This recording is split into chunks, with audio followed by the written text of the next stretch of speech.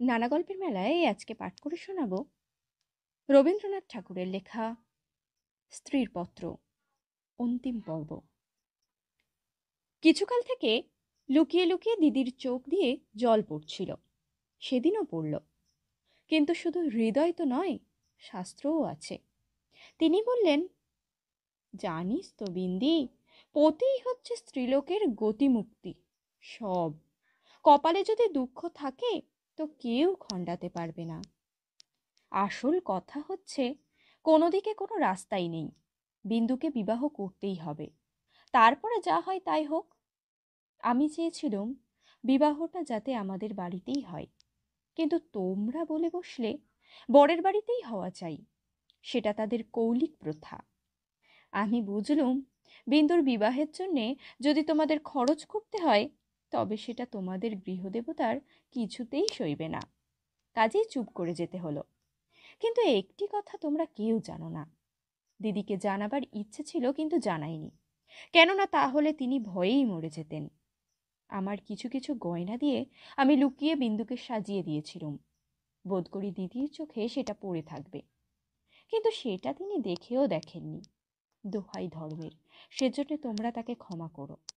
যাবার আগে বিন্দু আমাকে জড়িয়ে ধরে বললে, দিদি, আমাকে তোমরা তাহলে নিতান্তই ত্যাগ করলে?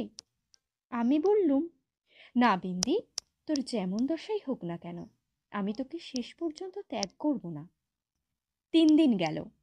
তোমাদের তালুকের প্রজা খাবার জন্য তোমাকে যে ভেড়া দিয়েছিল, তাকে তোমার জঠরাগ্নি থেকে বাঁচিয়ে আমি আমাদের একতলায় কয়লা রাখবার ঘরের একপাশে বাস করতে দিয়েছিলুম। সকালে উঠেই আমি নিজে তাকে দানা খাইয়ে আসতুম। তোমার চাকরদের প্রতি 2-1 দিন নির্ভর করে দেখেছি, তাকে খাওয়ানোর চেয়ে তাকে খাওয়ার প্রতিই তাদের বেশি ঝোঁক। সেদিন সকালে সেই ঘরে ঢুকে দেখি বিন্দু এক কোণে জড়সড় হয়ে বসে আছে। আমাকে দেখেই আমার পা জড়িয়ে ধরে লুটিয়ে পড়ে নিঃশব্দে কাঁদতে লাগলো। বিন্দুর স্বামী পাগল। সত্যি বলছিস বিন্দি? এত বড় মিথ্যে কথা তোমার কাছে বলতে পারি দিদি? তিনি পাগল। শ্বশুরের এই বিবাহে মত ছিল না, কিন্তু তিনি আমার শাশুড়িকে জমের মতো ভয় করেন। তিনি বিবাহের পূর্বেই কাশী চলে গেছেন। শাশুড়ি জেদ করে তার ছেলের বিয়ে দিয়েছেন।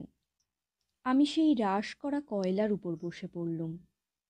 মেয়ে মানুষকে মেয়ে মানুষ দয়া করে না, বলে ও তো মেয়ে মানুষ বই তো নয়, ছেলে হোক না পাগল, সে তো পুরুষ বটে।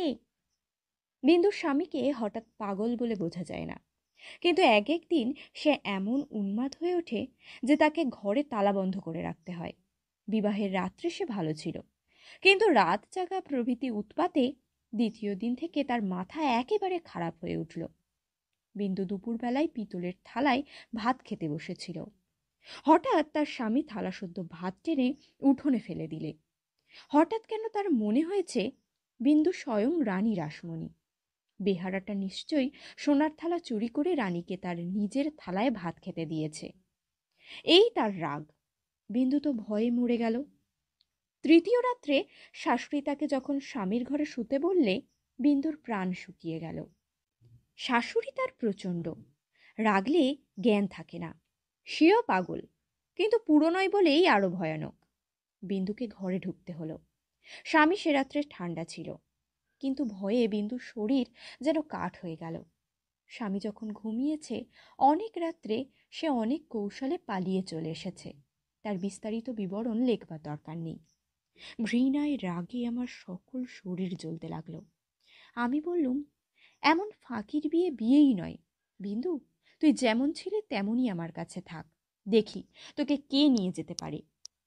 তোমরা বললে বিন্দু মিথ্যে কথা বলছে। আমি বললুম, ও কখনো মিথ্যে বলেনি। তোমরা বললে, কেমন করে জানলে? আমি বললুম, আমি নিশ্চয়ই জানি।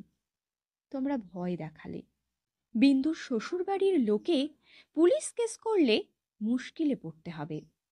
আমি বললুম, ফাঁকি দিয়ে পাগল বরের সঙ্গে ওর বিয়ে দিয়েছে, এ কথা কি আদালত শুনবে না? তোমরা বললে, তবে কি এই নিয়ে আদালত করতে হবে নাকি? কেন, আমাদের দায় কিসের? আমি বললুম, আমি নিজের গয়না বেচে যা করতে পারি করব। তোমরা বললে, উকিল বাড়ি ছুটবে নাকি? এ কথার জবাব নেই। কপালে কড়া হাত করতে পারি, তার বেশি আর কি করব। ওদিকে বিন্দুর শ্বশুরবাড়ি থেকে ওর ভাসুরে সে বাইরে বিষম গোলমা দিয়েছে। সে বলছে সে থানায় খবর দেবে। আমার যে কি জোর আছে জানি নে, কিন্তু কসাইয়ের হাত থেকে যে গরু প্রাণ ভয়ে পালিয়ে এসে আমার আশ্রয় নিয়েছে, তাকে পুলিশের তাড়ায় আবার সেই কসাইয়ের হাতে ফিরিয়ে দিতেই হবে, এ কথা কোনো মতেই আমার মন মানতে পারল না। আমি স্পর্ধা করে বললুম, তা দিক থানায় খবর। এই বলে মনে করলুম বিন্দুকে এই বেলা আমার শোবার ঘরে এনে তাকে নিয়ে ঘরে তালা বন্ধ করে বসে থাকি। খোঁজ করে দেখি বিন্দু নেই। তোমাদের সঙ্গে যখন আমার বাদ প্রতিবাদ চলছিল, তখন বিন্দু আপনি বাইরে গিয়ে তার ভাসুরের কাছে ধরা দিয়েছে। বুঝেছে এ বাড়িতে যদি সে থাকে তবে আমাকে সে বিষম বিপদে ফেলবে। মাঝখানে পালিয়ে সে বিন্দু আপন দুঃখ আরও বাড়ালে। তার শাশুড়ির তর্ক এই যে তার ছেলে তো ওকে খেয়ে ফেলছিল না। মন্দ স্বামীর দৃষ্টান্ত সংসারে দুর্লভ নয়, তাদের সঙ্গে তুলনা করলে তার ছেলে যে সোনার চাঁদ। আমার বড় যা বললে, ওর পোড়া কপাল, তা নিয়ে দুঃখ করে কি করব? তা পাগল হোক ছাগল হোক, স্বামী তো বটে। কুষ্ঠরোগীকে কোলে করে তার স্ত্রী বেশ্যার বাড়িতে নিজে পৌঁছে দিয়েছে। সতীসাধ্যের সেই দৃষ্টান্ত তোমাদের মনে জাগছিল। জগতের মধ্যে অধমতম কাপুরুষতার এই গল্পটা প্রচার করে আসতে তোমাদের পুরুষের মনে আজ পর্যন্ত একটুও সংকোচ বোধ হয়নি। সেই জন্যেই মানব জন্ম নিয়েও বিন্দুর ব্যবহারে তোমরা রাগ করতে পেরেছ। তোমাদের মাথা হেঁট হয়নি। বিন্দুর জন্য আমার বুক ফেটে গেল, কিন্তু তোমাদের জন্যে আমার লজ্জার সীমা ছিল না। আমি তো পাড়া গিয়ে মেয়ে, তার উপরে তোমাদের ঘরে পড়েছি। ভগবান কোন ফাঁক দিয়ে আমার মধ্যে এমন বুদ্ধি দিলেন, তোমাদের এই সব ধর্মের কথা আমি যে কিছুতেই সইতে পারলুম না। আমি নিশ্চয়ই জানতাম মরে গেলেও বিন্দু আমাদের ঘরে আর আসবে না, কিন্তু আমি যে তাকে বিয়ের আগের দিন আশা দিয়েছিলাম যে তাকে শেষ পর্যন্ত ত্যাগ করব না। আমার ছোট ভাই শরৎ কলকাতায় কলেজে পড়ছিল। তোমরা জানোই তো, যত রকমের ভলেন্টিয়ারি করা, প্লেগের পাড়ায় ইঁদুর মারা, দামোদরের বন্যায় ছোটা, এতেই তার এত উৎসাহ যে উপরি উপরি দুবার সে এমএ পরীক্ষায় ফেল করেও কিছুমাত্র দমে যায়নি। তাকে আমি ডেকে বললুম, বিন্দুর খবর যাতে আমি পাই, তোকে সেই বন্দোবস্ত করে দিতে হবে শরৎ। বিন্দু আমাকে চিঠি লিখতে সাহস করবে না, লিখলেও আমি পাবো না। এরকম কাজের চেয়ে যদি তাকে বলতুম বিন্দুকে ডাকাতি করে আনতে কিংবা তার পাগল স্বামীর মাথা ভেঙে দিতে, তাহলে সে খুশি হতো। শরতের সঙ্গে আলোচনা করছে এমন সময় তুমি ঘরে এসে বললে, আবার কি হাঙ্গামা বাঁধিয়েছ? আমি বললুম, সেই যা সব গোড়ায় বাঁধিয়েছিলুম। তোমাদের ঘরে এসেছিলুম, কিন্তু সে তো তোমাদেরই কীর্তি। তুমি জিজ্ঞাসা করলে, বিন্দুকে আবার এনে কোথাও লুকিয়ে রেখেছ? আমি বললুম, বিন্দু যদি আসতো তাহলে নিশ্চয়ই এনে লুকিয়ে রাখতুম, কিন্তু সে আসবে না, তোমাদের ভয় নেই। শরৎকে আমার কাছে দেখে তোমার সন্দেহ আরও বেড়ে উঠল। আমি জানতুম শরৎ আমাদের বাড়ি যাতায়াত করে, এ তোমরা কিছুতেই পছন্দ করতে না। তোমাদের ভয় ছিল ওর পরে পুলিশের দৃষ্টি আছে, কোন দিন ও কোন রাজনৈতিক মামলায় পড়বে, তখন তোমাদের শুদ্ধ জড়িয়ে ফেলবে। সেই জন্যে আমি ওকে ভাইফোঁটা পর্যন্ত লোক দিয়ে পাঠিয়ে দিতুম, ঘরে ডাকতুম না। তোমার কাছে শুনলুম বিন্দু আবার পালিয়েছে, তাই তোমাদের বাড়িতে তার ভাসুর খোঁজ করতে এসেছে। শুনে আমার বুকের মধ্যে শেল বিঁধল। হতভাগিনীর যে কি অসহ্য কষ্ট তা বুঝলুম, অথচ কিছুই করবার রাস্তা নেই। শরৎ খবর নিতে ছুটল। সন্ধ্যার সময় ফিরে এসে আমাকে বলল, বিন্দু তার খুড়তুতো ভাইদের বাড়ি গিয়েছিল, কিন্তু তারা তুমুল রাগ করে তখনই আবার তাকে শ্বশুর বাড়ি পৌঁছে দিয়ে গেছে। এর জন্যে তাদের খেসারত এবং গাড়ি ভাড়া দণ্ড যা ঘটেছে, তার ঝাঁজ এখনও তাদের মন থেকে মরেনি। তোমাদের খুড়িমা শ্রীক্ষেত্রে তীর্থ করতে যাবেন বলে তোমাদের বাড়িতে এসে উঠেছেন। আমি তোমাদের বললুম, আমিও যাব। আমার হঠাৎ এমন ধর্মে মন হয়েছে দেখে তোমরা এত খুশি হয়ে উঠলে যে কিছুমাত্র আপত্তি করলে না। এ কথাও মনে ছিল যে এখন যদি কলকাতায় থাকি তবে আবার কোন দিন বিন্দুকে নিয়ে ফ্যাসাদ বাঁধিয়ে বসবো। আমাকে নিয়ে বিষম ল্যাঠা। বুধবারে আমার যাবার দিন। রবিবারের সমস্ত ঠিক হলো। আমি শরৎকে ডেকে বললুম, যেমন করে হোক বিন্দুকে বুধবারে পুরী যাবার গাড়িতে তোকে তুলে দিতে হবে। শরতের মুখ প্রফুল্ল হয়ে উঠল। সে বললে, ভয় নেই দিদি, আমি তাকে গাড়িতে তুলে দিয়ে পুরী পর্যন্ত চলে যাব। ফাঁকি দিয়ে জগন্নাথ দেখা হয়ে যাবে। সেই দিন সন্ধ্যার সময় শরৎ আবার এলো। তার মুখ দেখেই আমার বুক দমে গেল। আমি বললুম, কি শরৎ, সুবিধা হলো না বুঝি? সে বললে, না। আমি বললুম, রাজি করাতে পারলি নে? সে বললে, আর দরকারও নেই। কাল রাত্রিরে সে কাপড়ে আগুন ধরিয়ে আত্মহত্যা করে মরেছে। বাড়ির যে ভাইপোটার সঙ্গে ভাব করে নিয়েছিলুম তার কাছে খবর পেলুম তোমার নামে সে একটা চিঠি রেখে গিয়েছিল, কিন্তু সে চিঠি ওরা নষ্ট করেছে। যাক, শান্তি হলো। দেশশুদ্ধ লোক চটে উঠল, বলতে লাগলো মেয়েদের কাপড়ে আগুন লাগিয়ে মরাটা ফ্যাশন হয়েছে। তোমরা বললে, এ সমস্ত নাটক করা। তা হবে, কিন্তু নাটকের তামাশাটা কেবল বাঙালি মেয়েদের শাড়ির উপর দিয়েই হয় কেন, আর বাঙালি বীর পুরুষদের কোঁচার উপর দিয়ে হয় না কেন, সেটাও তো ভেবে দেখা উচিত।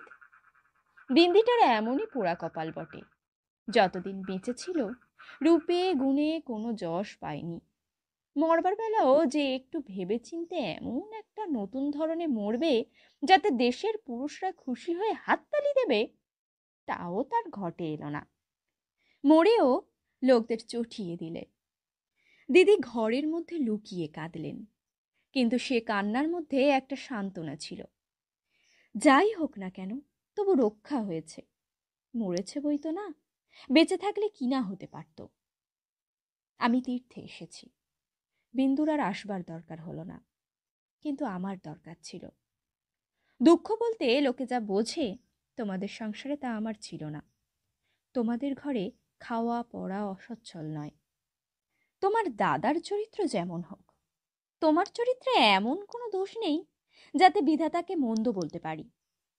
যদি বা তোমার স্বভাব তোমার দাদার মতোই হতো, তাহলেও হয়তো মোটের উপর আমার এমনইভাবেই দিন চলে যেত, এবং আমার সতীসাধ্যী বড়জয়ের মতো পতিদেবতাকে দোষ না দিয়ে বিশ্বদেবতাকেই আমি দোষ দেবার চেষ্টা করতুম। অতএব তোমাদের নামে কোনো নালিশ উত্থাপন করতে চাইনি। আমার এ চিঠি সেজন্যে নয়। কিন্তু আমি আর তোমাদের সেই ২৭ নম্বর মাখন বড়ালের গলিতে ফিরব না। আমি বিন্দুকে দেখেছি। সংসারের মাঝখানে মেয়ে মানুষের পরিচয়টা যে কি তা আমি পেয়েছি, আর আমার দরকার নেই। তারপরে এও দেখেছি, ও মেয়ে বটে, তবু ভগবান ওকে ত্যাগ করেনি। ওর উপরে তোমাদের যত জোরই থাক না কেন, সে জোরের অন্ত আছে। ও আমার হতভাগ্য মানব জন্মের চেয়ে বড়। তোমরাই যে আপন ইচ্ছামতো আপন দস্তুর দিয়ে ওর জীবনটাকে চিরকাল পায়ের তলায় চেপে রেখে দেবে, তোমাদের পা এত লম্বা নয়। মৃত্যু তোমাদের চেয়ে বড়। সেই মৃত্যুর মধ্যে সে মহান। সেখানে বিন্দু কেবল বাঙালি মেয়ে নয়, কেবল খুড়তুতো ভাইয়ের বোন নয়, কেবল অপরিচিতি পাগল স্বামীর প্রবঞ্চিত স্ত্রী নয়, সেখানে সে অনন্ত। সেই মৃত্যুর বাসি এই বালিকার ভাঙা হৃদয়ের ভিতর দিয়ে আমার জীবনের যমুনা পাড়ে যেদিন বাজল, সেদিন প্রথমটা আমার বুকের মধ্যে যেন বান বিঁধল। বিধাতাকে জিজ্ঞাসা করলুম, জগতের মধ্যে যা কিছু সবচেয়ে তুচ্ছ তাই সবচেয়ে কঠিন কেন? এই গলির মধ্যকার চারিদিকে প্রাচীর তোলা নিরানন্দের অতি সামান্য বুদবুদটা এমন ভয়ঙ্কর বাধা কেন?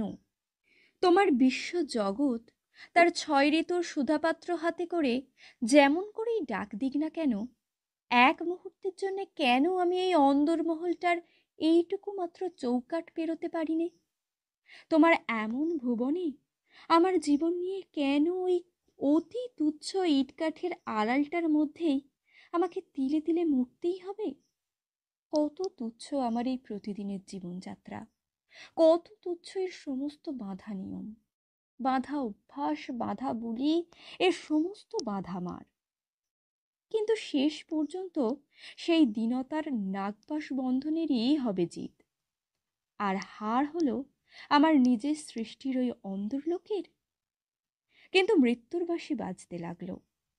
কোথায় রে রাজমিস্ত্রির গড়া দেওয়াল, কোথায় রে তোমাদের ঘোড়ো আইন দিয়ে গড়া কাঁটার বেড়া? কোন দুঃখে, কোন অপমানে মানুষকে বন্দি করে রেখে দিতে পারে?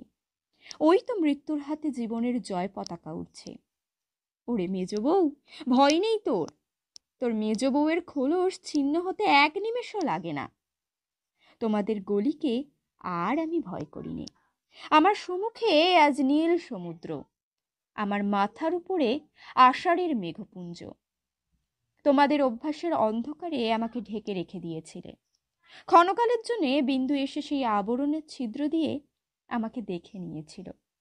সেই মেয়েটাই তার আপনার মৃত্যু দিয়ে আমার আবরণখানা আগাগোড়া ছিন্ন করে দিয়ে গেল। আজ বাইরে এসে দেখি আমার গৌরব রাখবার আর জায়গা নেই। আমার এই অনাদৃত রূপ যার চোখে ভালো লেগেছে, সেই সুন্দর সমস্ত আকাশ দিয়ে আমাকে চেয়ে দেখছেন। এইবার মরেছে মেজ বউ। তুমি ভাবছো আমি মরতে যাচ্ছি? ভয় নেই, অমন পুরনো ঠাট্টা তোমাদের সঙ্গে আমি করব না। মীরাবাইও তো আমারই মতো মেয়ে মানুষ ছিল, তার শিকলও তো কম ভারী ছিল না, তাকে তো বাঁচবার জন্য মরতে হয়নি। মীরাবাই তার গানে বলেছিল, ছাড়ুক বাপ ছাড়ুক মা, ছাড়ুক যে যেখানে আছে, মীরা কিন্তু লেগেই রইল প্রভু, তাতে তার যা হবার তা হোক। এই লেগে থাকাই তো বেঁচে থাকা। আমিও বাঁচব, আমি বাঁচলুম। তোমাদের চরণ তলাশ্রয় ছিন্ন মৃণাল।